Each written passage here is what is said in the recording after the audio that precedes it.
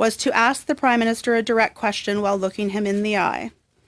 I asked, quote, "Are you politically interfering with my role, my decision as the Attorney General? I would strongly advise against it," end quote.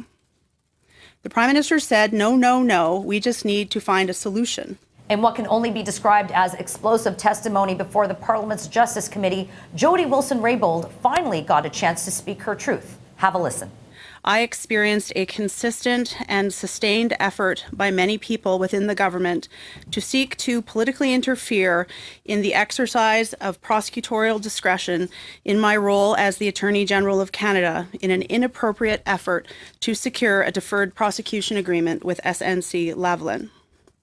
These events involved 11 people, excluding myself and my political staff, from the Prime Minister's office, the Privy Council office, and the office of the Minister of Finance. So much to unpack with this story, but Anthony Furey, this is one of those sorts of situations as political observers, in the media, as Canadians, we think, how much worse could it possibly get for Justin Trudeau? Yeah, if you'll forgive me, I'm still at the I gotta pick my jaw up off the ground Exactly. period of all of this. I mean, she spoke for 30 minutes straight and then a couple hours of testimony. But that first 90 seconds, that was the most damning part. And to your point, there had been a lot of people who are not Justin Trudeau fans who had said, oh, it's this bad and it's all this horrible stuff. The reality is worse than anyone predicted. There are some implications, of course, that there could be obstruction of justice, because in her words, she called it a consistent and persistent effort by many people in government, from the finance minister to chiefs of staff, to his chief of staff, to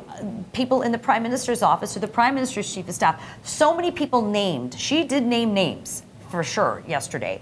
But I think we are now at the stage where we're going to have to bring these people before a Justice Committee, are we not? Absolutely. This cannot be allowed to sit. But interestingly enough, Justin Trudeau, who he has denied this more or less, he'd said, I disagree with her characterization of events.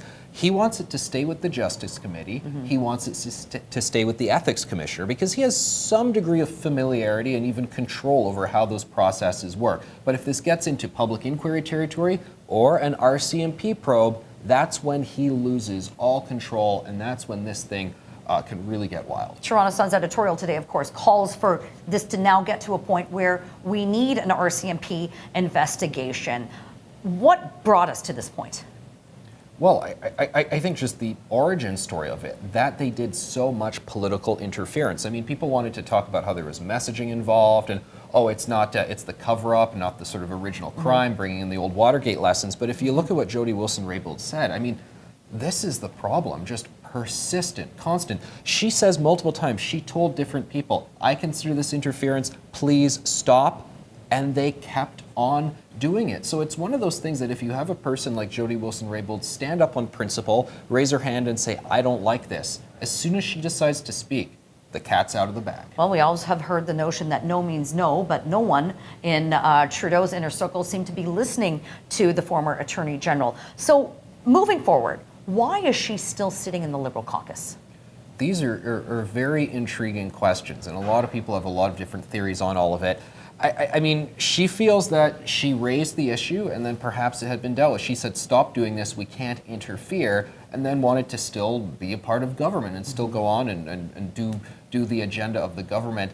A lot of that has changed now, though, and you better believe that when Cabinet and caucus meet, there's already people tweeting out their implicit or in some cases explicit support of her. This has rocked caucus, so someone's going to have to go. I think it's going to be some senior staffers, and some people from caucus are going to go. I can't imagine both Jody Wilson-Raybould and Justin Trudeau remaining as Liberal MPs. We know that Justin Trudeau has doubled down, tripled down in this instance, and is not going to resign. But let's fast forward to the October election. He loses. Let's, for argument's sake, say he loses, because governments defeat themselves. Who is the natural successor in this instance? Could it be Jody Wilson-Raybould? Well, it certainly could, and I think you're going to find a lot of people calling for that already, and that'll be up to her whether or not she wants a leadership bid. There are a lot of people great credentials and resumes. You go, they didn't run just to be backbenchers or just to be cabinet ministers. They've got their eye on the big prize, so you'll expect Chrystia Freeland to put her hand forward. Technically, the rules state that Ralph Goodale actually automatically becomes prime minister. If for some reason Justin Trudeau kind of cannot be in his post anymore, caucus can always pick somebody to serve as interim Liberal MP as well, a Liberal Prime Minister, pardon me, if Trudeau vacates his post in the coming weeks or months. For the average Canadian, is this something that they're going to be talking around the dinner table? Is this Justin Trudeau's undoing? Absolutely. Both, yes, I heard from one campaign strategist with the Conservatives, they're doing canvassing right now. Everybody at the door is talking about this. As for the undoing, I don't see how it's not. I've been trying to do different thought experiments about, okay, how do the Liberals get reelected? Are there enough ridings just in Quebec to live off of that alone?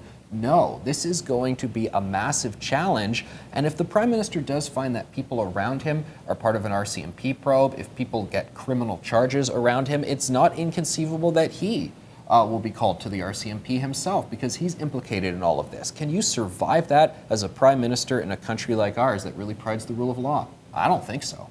Lav scam is not going away anytime soon for Prime Minister Trudeau. Log on to Facebook and Twitter. Let us know what you think. And don't forget to subscribe to our YouTube channel.